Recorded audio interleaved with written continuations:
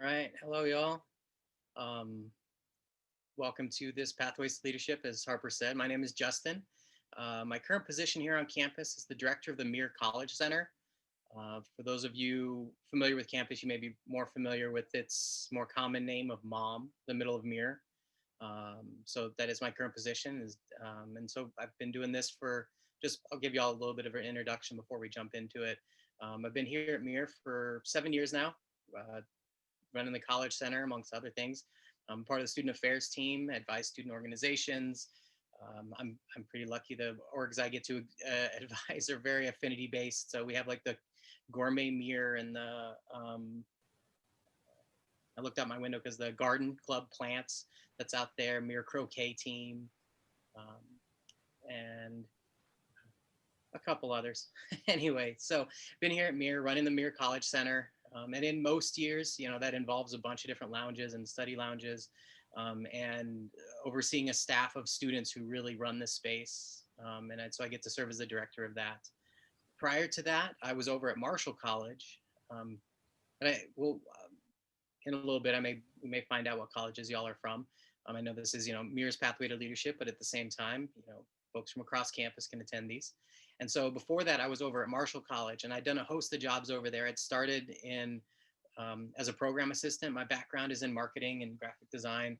And so I'd started doing that and pretty soon found myself in this student affairs world and in this, getting more involved with the students who really, were in the leadership over there, and started doing the coordinator student activities.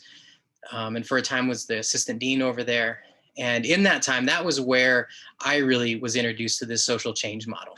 It was something that at the time was very ingrained in the way that Marshall College operated. And it was, for me, and I think we'll talk about this as we get into it, for me, it was one of those, you have different types of aha moments where something, really just like pops for you and starts to make sense. And this one was it was as much of a, hey, that's some new information as, wow, I'm really recognizing some of these traits in some of great organizations and groups and offices that I've been a part of.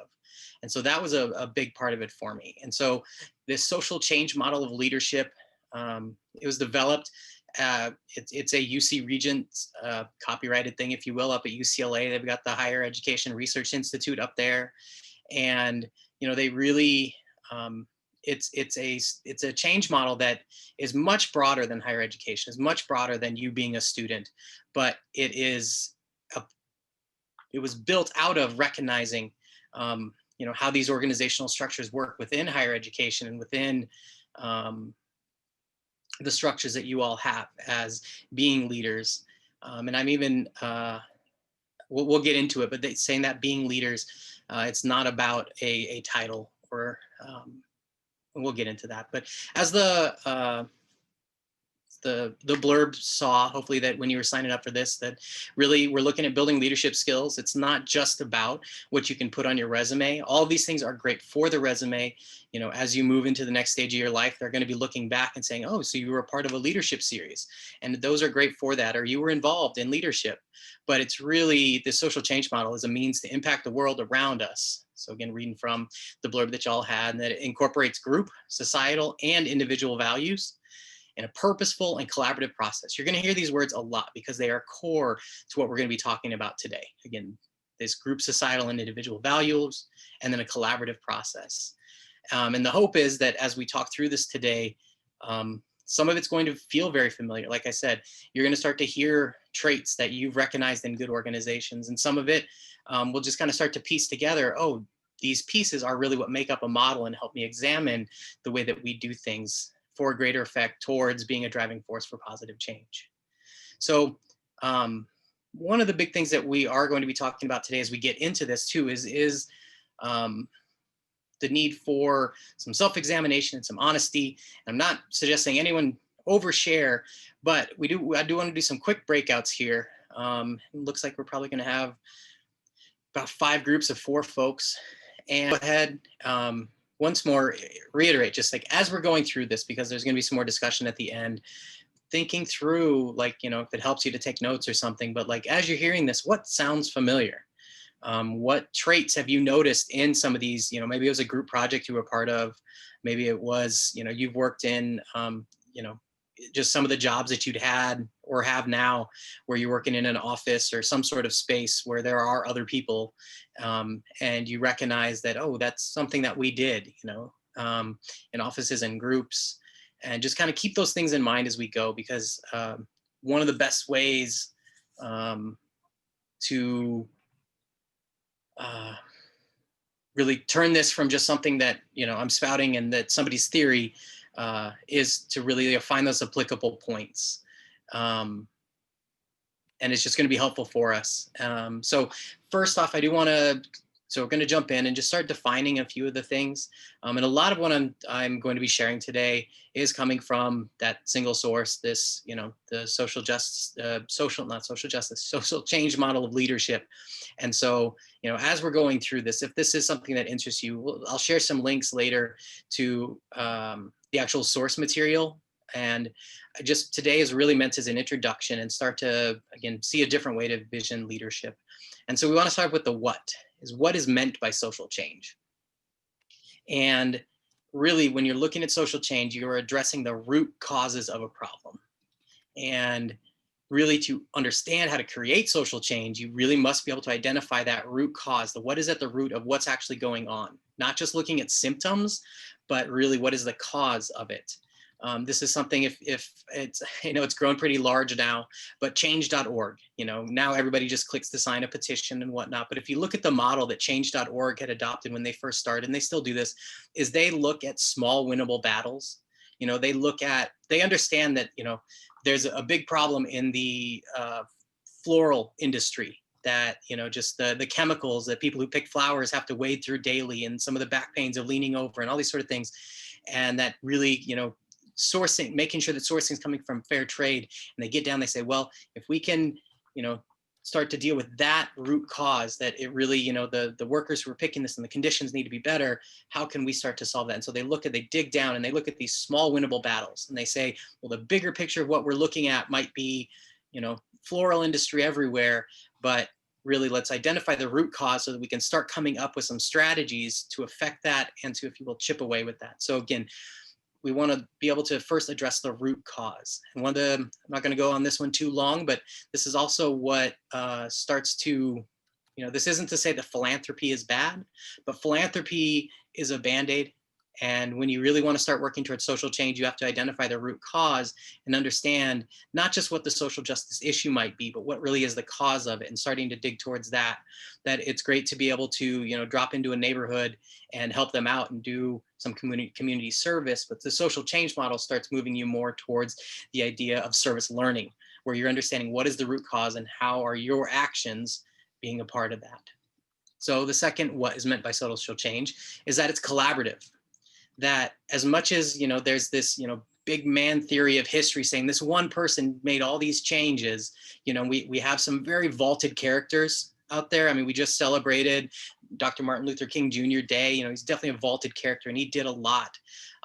But hopefully one of those things that if any of you, spent some time this weekend studying, is he had a cast of characters around him, and it was very collaborative, and just people organizing across the country to see change and do that. So that, again, one person cannot fix a major societal problem. So really just kind of focusing on that collaboration. And we'll get down to really what collaboration means a little bit later, but just recognizing that social change is collaborative. Again, we can have some people that we really focus on, but just know that it took everyone working together, and that it is not simple. It involves, once again, many people and many elements. Like I said, you can chip away at some pieces, but if you're really going to cause that change, there's complexity in the process, and really trying to gain a better understanding of what that process of social change looks like.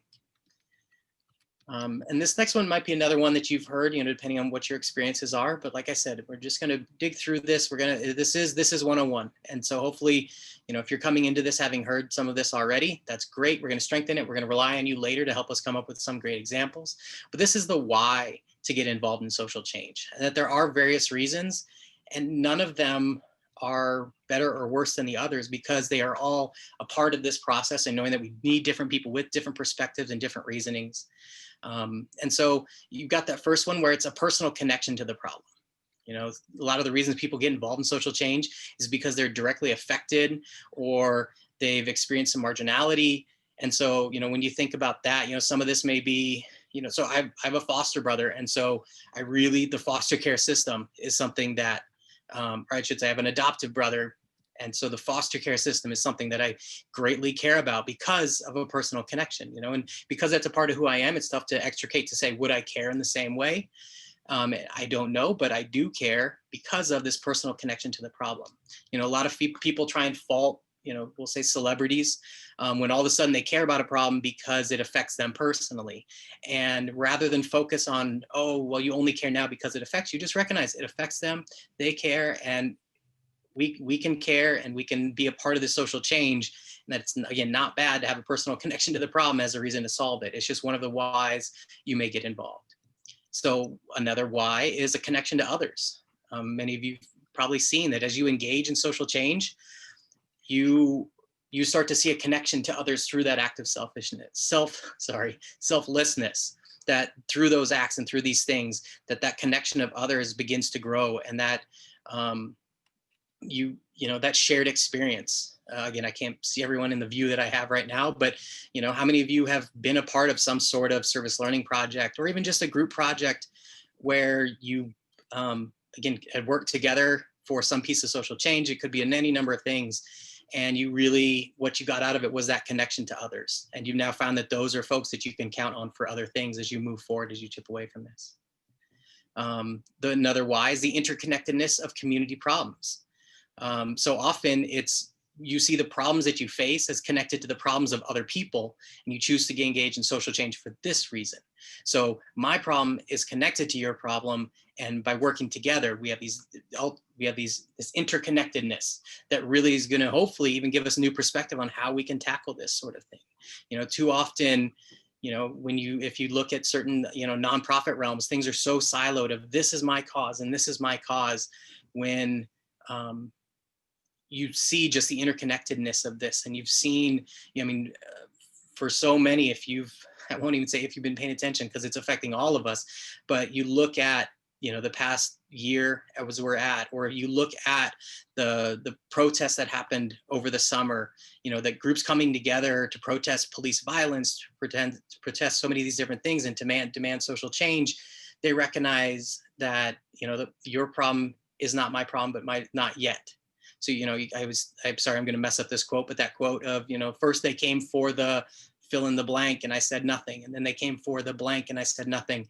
And you start to see that, you know, well, that problem is interconnected to my problem. And so that why of getting involved is kind of understanding that our problems are interconnected, and that these social problems, these social changes that we'd like to see affected are interconnected. And so that might be a reason to get involved.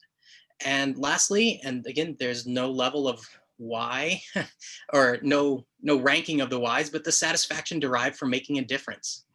You know, it could even be something very small. You've been a part of a small project that has improved a neighborhood, or has, you know, just improved a few people's lives, or whatever it may be, or maybe been part of something much bigger. You've been a part of a political campaign that has brought someone into a position to make changes, you know. And so when you think about those sort of things, it's that satisfaction and the enjoyment of making a difference in the world, and seeking to be involved in social change for that reason, that it's not selfish to feel good about being a part of social change. So those are what we're looking at as the whys. And a few others short things that we're really not going to dig into today, but that I do want to talk about, is socially responsible leadership. And this is the one, that leadership that embodies the values of serving the public good, even if an organization's mission does not directly serve the public good. Does that make sense? I think a little bit of what Sergio was talking about, in that, you know, you may be a part of a project in cognitive science that it might not be there for, and this isn't exactly what you're saying, sorry, but, you know, might not be a part of truly making a public good, but you're conscious of the ways that the actions that you have are going to affect the public good. And the way that, you know, the things that you are dealing with are going to have a greater effect. And it's that socially responsible. So keeping those things in mind, that even if, you know, your organization's purpose is not to affect that public good, you can still do it in such a way that embodies the values of doing that. It's again, it's approach to leadership that's collaborative and inclusive. Socially responsible leadership involves the awareness of how a group's actions and decisions affect others. This is one of those, you know, I mean, for, you know, the group that is here right now, we may see a number of you start to go work for, you know, NGOs or nonprofits when you're done here that do seek a cause. But for many of you, you're going to be working for large or small companies or corporations. And, you know, they are going to need leadership inside there that, again, embodies these things. Even if the end result of what you're doing is not for the public good, it's doing it in such a way that it keeps those things in mind. So that's a whole different thing we could dig into. But again, that socially responsible leadership is another, you know, element touched upon in this social change model leadership, so that the type of leader that you are and that we are building is someone that can influence within those organizations. And then social change and leadership, it's that this social change happens by addressing the issues through active engagement with stakeholders, as well as a deep understanding of the root causes and the needs of the community. So one of the early things that I learned when I was, you know, just getting involved in these things is that the, sorry, just derailed a little bit there. Oh, so, you know, and this is, like I said, not everything is being a part of something that's for the public good, but keeping it in mind. But when you are working on that, when you are working on social issues and you are working towards social change, that one of the earliest lessons I learned in keeping some of these things, and I'll repeat them a bit because even though they may seem simple, they are at the core of this, and remembering these things, is that social justice is a balance of education and action. If all you ever do is learn about it and absorb, you're going to be very well informed, but what is the value there? So again, it's through active engagement with stakeholders.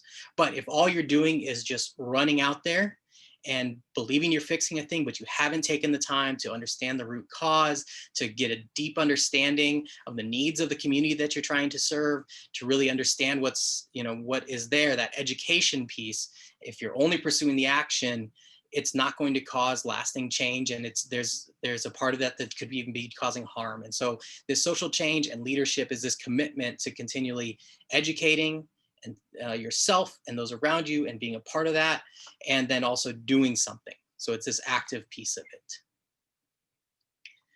So now we'll really dig into the model and what it is and how it looks. And as we get into that, I should try and help understand this. I think the author, as they put out there, one of the key things that they put out to really kind of start this understanding what this model really is the metaphor of music, and specifically ensemble music.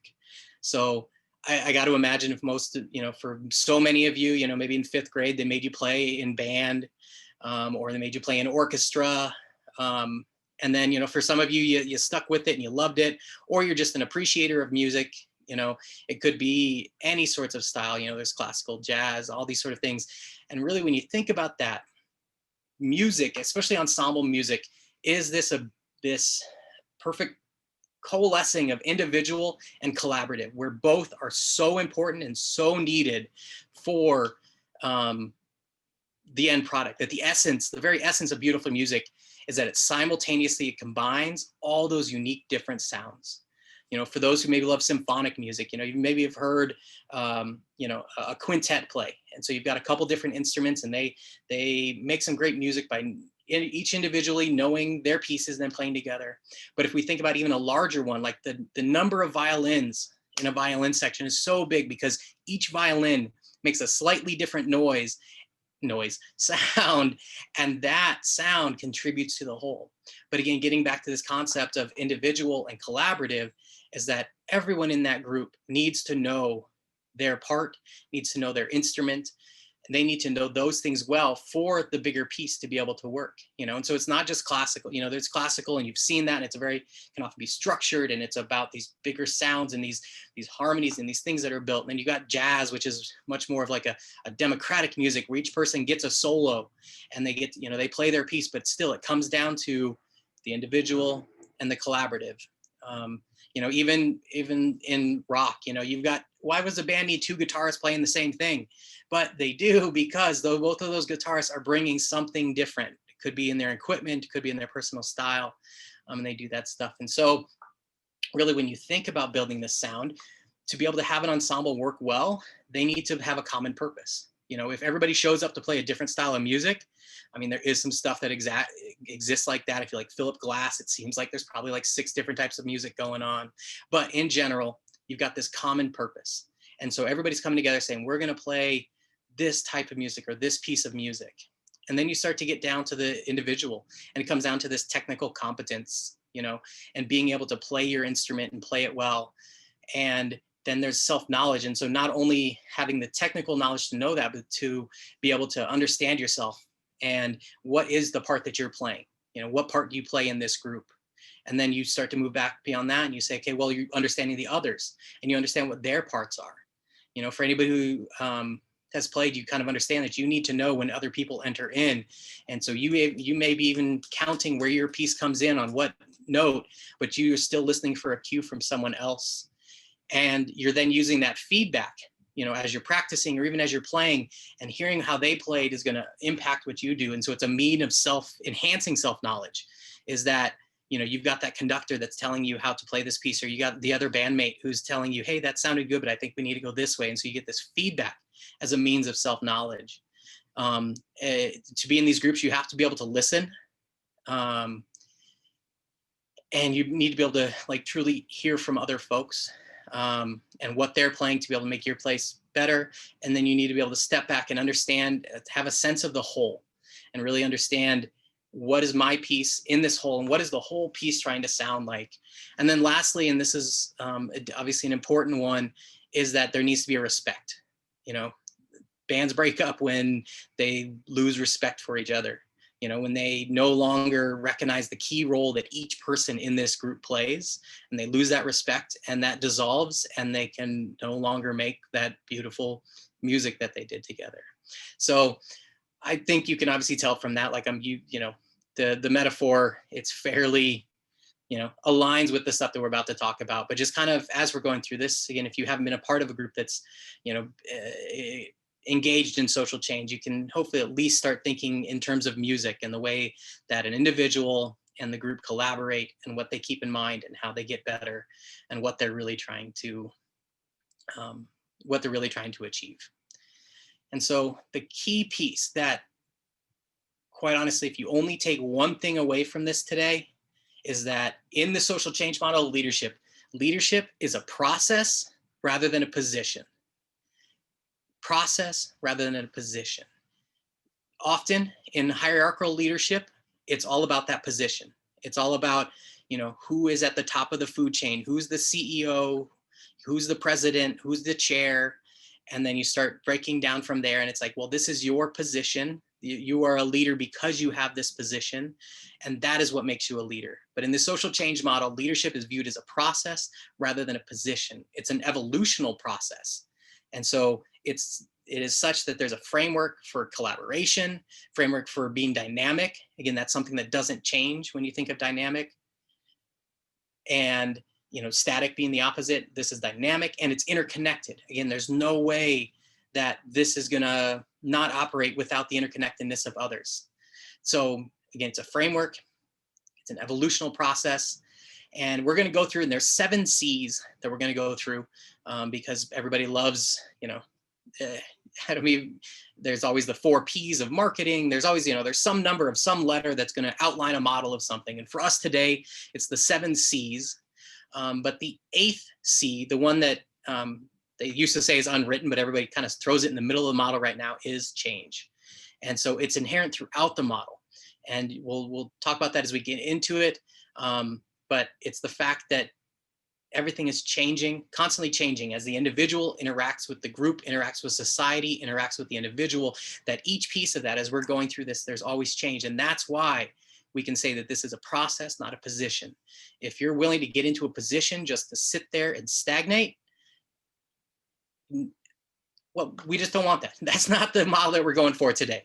You know, there is need for hierarchy, but that's not what we're talking about right now. So as we dig into this, I was trying to find a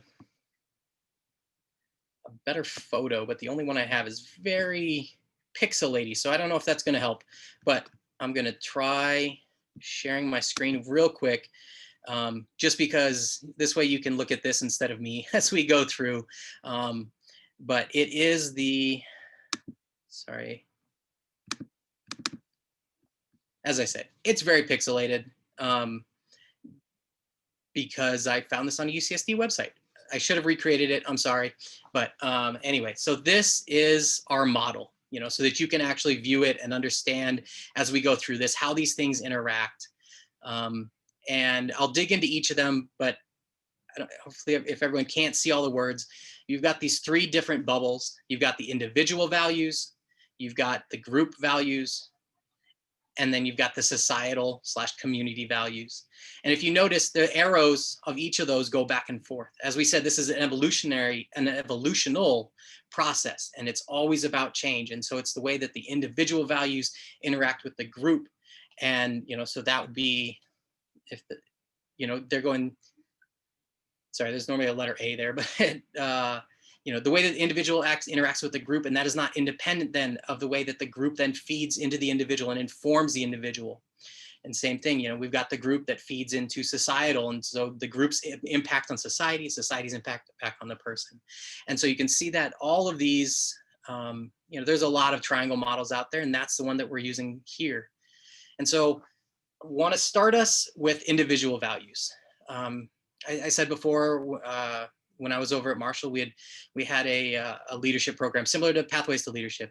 So here at MIR, they've been structuring, and there's a great curriculum that as you go through them, you're going to learn different pieces. And the leadership program we had for a while over there, called the Leadership Challenge, it followed a pattern very similar to what we're going to be talking about today, where that first piece.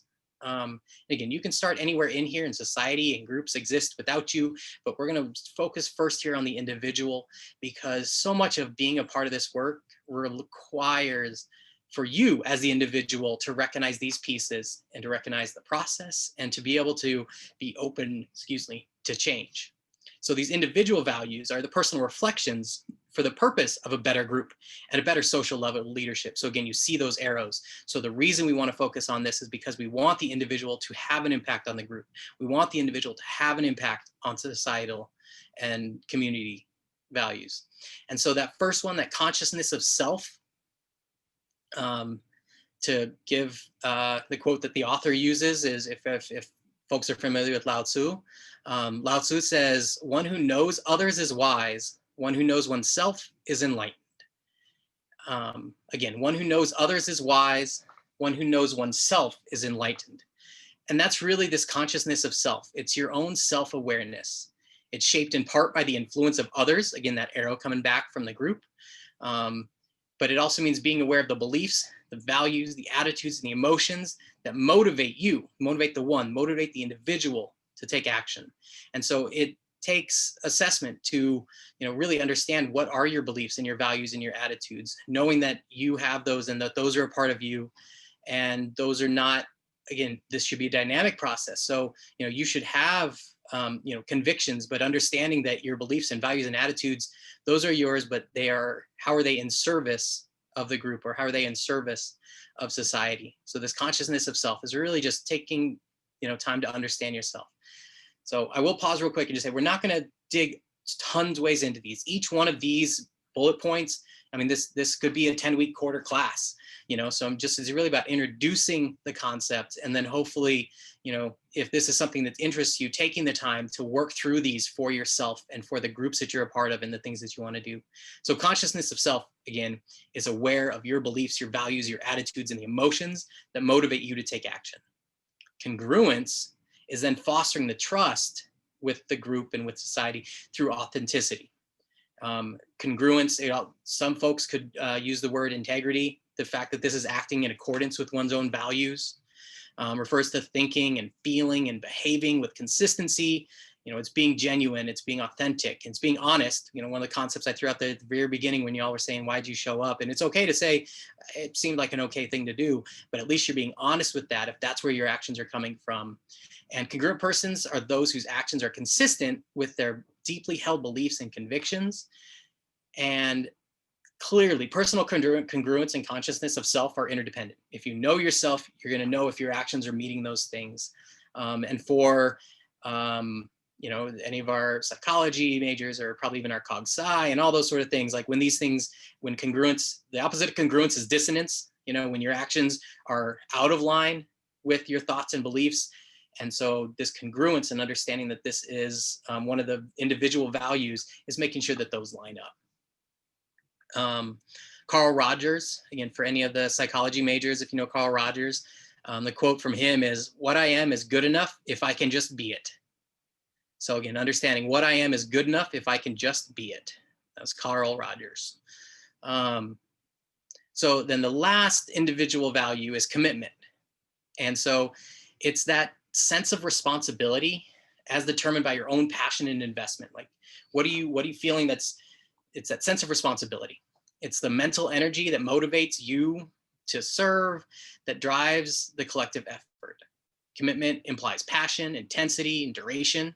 So again, it's not something that just sparks, but it's that drive, and it's intense, and it's sorry, I have a bad habit of repeating myself, and I'm trying to limit that as much as possible. I'm trusting that you all are very smart and listening to most of what I have to say.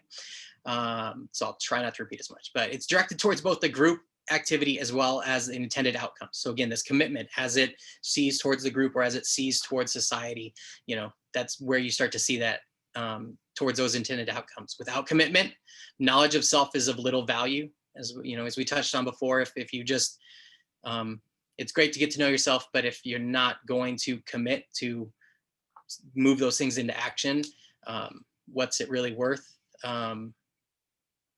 And then without adequate knowledge of self, commitment is easily misdirected. I think I won't get too political right now, but I think we can see a lot of that. Without adequate knowledge of self, commitment is easily misdirected. Congruence, in turn, is most readily achieved when the person acts in commitment and knowledge of self. And my quote for that one, I won't say my quote, the author's quote for that one is that one can never consent to creep when one feels the impulse to soar. That was Helen Keller. So again, it's this commitment, is that you've got the value of understanding yourself and making sure that your beliefs and actions match that congruence, and you have commitment to actually stay with that and to stick with that. So we got those individual values. And then society and community values are where we want to touch on next. And the one value that's there is just citizenship. And I say just citizenship, but this is the leadership. These societal values are for these purposes for beyond self, and the citizenship is really seeing yourself as a part of a greater whole. You're engaged in the community, you're aware of the issues that affect the entire group, and then you see yourself as that bigger part. Again, as we're going back to the music metaphor, this is that last piece, seeing yourself as a whole and understanding the bigger picture, the role that you play. It's the process whereby you and the collaborative group become responsibly connected. So, we've got both of those arrows from individual and group coming together here in citizenship and in this value. Again, these are all interlinked. And it recognizes that the common purpose of the group must incorporate a sense of concern for the rights and welfare of all who might be affected by the group's efforts. So good citizenship thus recognizes that effective democracy involves individual responsibility as well as individual rights. I'm just, again, I can't see everyone, but for those of you who can't see, how many of you have been involved in alternative breaks, potentially here at UCSD? It's the, anyway, for those who've been involved in alternative breaks, this concept is definitely something that I believe you've studied a number of times, and we could even put the word active citizenship in front of this, but it's that societal commitment to, sorry, I'm gonna just check the chat real quick. Okay, sorry. It's just when the chat pops up, I'm not sure if it's a question, but yeah, so alternative breaks, a lot of what they do is philanthropy, but you know, they are looking at a social justice issue that they wish to tackle through that philanthropy. And they really, it's that active citizenship. It's that not sitting on the sidelines. It's really engaging with, you know, the societal value of we all recognize where we are in this together. And then the last value to cover is those group value. Is that it's the level of a group within a community. And both of those words are constantly redefined. You know, the group that you're a part of, the community that you're a part of. You can see yourself as a part of the UCSD community. You know, you think about the involvements you have, you know, you can find community in those involvements. If you think about, you know, a class that you're in and you maybe are a part of a lab that, you know, is working on something, that can be a community. Like community can be so many different levels, but here, you know, within this group value, all these are going to be defined by that community that you've identified and the group that's a part of that. So first one, we've talked on it a bit, is collaboration. The intent to work together, and by working together, you're multiplying what you're able to do. And not only are you multiplying what you're able to accomplish and the effort, you're gaining multiple perspectives. You know, so it's, I've been a part of groups where they say they're collaborating, but it's really just one person assigning to everyone else everything else that needs to happen. I think we heard at the beginning a little bit about top-down solutions and how when someone's just telling everyone what to do and we're not hearing those other voices, our efforts are not multiplied.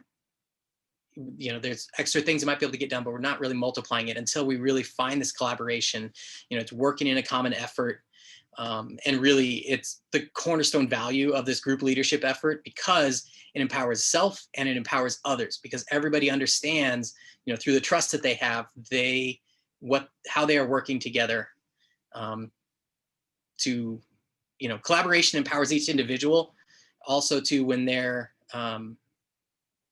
also can be a division of labor, understanding that you're not duplicating work, but you're bringing your best piece to this to make it happen. So we've got that collaboration. We've got common purpose. And this one you've seen probably creep into a number of the different values that we've talked about, but we're going to cover it here in the group values. And thinking back to that music, understanding that you came together to play, you know, a certain piece of music or certain type of music, even if you're redefining a genre, your common purpose is to redefine the genre. You know, and you get that through sharing your vision, through individual connections. It could possibly differ. So it means to work towards shared aims and shared values, and really facilitating the group's ability to engage in collective analysis of the issues and understand the task that needs to be taken. And this is not an easy one. This is one where, for those of you who are involved in various student organizations or other groups, you know, you may have an idea of what that group is for, but you're going to have a number of different people with an idea of how they go about that, and really making sure that this group that you're a part of within the community can take the time to really decide, well, what is our purpose? We may have different ideas of how to get there. Again, that's collaboration. It's bringing those ideas together. But the common purpose is really being able to identify, what are we actually aiming towards? What is it that we're seeking to change? The author uses a Chinese proverb here that you're probably familiar with, but tell me and I'll forget, show me and I may remember, involve me and I'll understand. If you think about any of the student orgs that you've been a part of, that you've come into and you really understand what they're about and you understand how you can be a part of that change, or if you've worked in an office where you've come on board and you understand they are about this thing, you probably will, you know, recognize that proverb as how you've acquired that. You know, it wasn't through a piece of paper that they gave you to read, but it was through that they brought you alongside. You know, maybe you were able to shadow, or maybe, you know, someone who'd been involved previously was able to mentor you and give you an idea of, hey, this is how we do it, and this is how we found our common purpose. And the last one is, I like this one. I tend to play devil's advocate at times. I sometimes thrive on just picking apart at other people, but controversy with civility, it's that conflict is necessary. You need people, you know, the iron sharpens iron type of stuff, that purposeful conflict will ultimately produce the group's development and ability to achieve positive social change. That if everybody, so this is controversy with civility. If all you focus on is the civility part and everybody's just trying to be nice to each other, you're not going to be able to move forward. You're not going to really be able to develop an open, trusting space to, again, find common purpose, to find collaboration. You're not going to be able to trust the group and really, evaluate your consciousness of self. And you're not going to really be able to help make sure that you're congruent. If you're not able to really have controversy, to be able to argue, but doing it in a calm way. George Herbert, 17th century or something, be calm in arguing, for fierceness makes an error a fault and truth discourtesy. So you've probably been in those arguments where as soon as somebody slips up, they just pounce and there's no room for error. But in this controversy with civility, there is room for error. You speak something and you're able to calmly, because of the respect you have for others, a willingness to hear each other's views, to exercise restraint in criticizing the views and the actions of others, that you can really move towards that space where each of these are possible because of the trust. And, that last thing in the musical metaphor, that respect, that's this piece of it. It's that respect that, when somebody is, offering a different point of view, it's because they believe in that common purpose that you've both agreed upon, or that they want to help you with your congruence, or, if they notice, or if you notice that their commitment is waning, that being able to say that, to be able to have controversy, but have it with civility, is really what's going to move towards a greater good. Yeah, so that's a lot. That is the model. That was a lot of me talking. And with the last bit of our time, there's so much more to this, and I will share. I'll share with Harper and Mario the resources to send to y'all if you're interested in reading more of this, because like the implementing piece of this is knowing, being, doing. Again, stuff you can hopefully remember. Knowing, being, doing, and knowing is acquiring that knowledge. Being is able to integrate the knowledge into your own understanding, and doing is obviously the actions piece of that. And it's making meaning from moments that happen, that understand you're part of, don't just be involved in a thing, but recognizing what was going on there, make meaning out of that, understanding your spheres of influence. There's a lot of other stuff that we could have gone into, but really today was this introduction to this triangle and to this model, and these 7, call it 8 values if you incorporate change.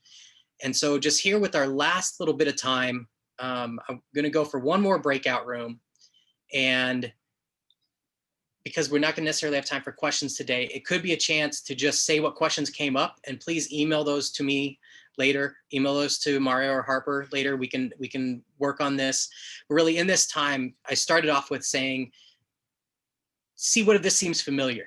So rather than sharing what you learned as new, which you're welcome to, I really challenge you in these we got 5 minutes left here for breakouts. Maybe share with someone else one of these values that you already are working on, or that you recognize from something you're involved in, and just, what was familiar, and now you maybe can place a name to it that you couldn't have before. So we've got everybody back, and in an effort for those of you who need to get to your 1 o'clocks, very quick wrap up from me are just those things that I want to make sure that got drilled home, is that leadership is a process, not a position, that social change is a balance and only comes from both education and action. And that little piece that I started to dig into at the end is just that making the meanings from moments, recognizing the things that you're doing and what their importance is, and how they are going to affect the group, how they're going to affect self, and how they're going to affect community. So with that, I thank you all for your time today. It's so great to see such a good turnout, and I'm going to hand it back to Harper to close us up.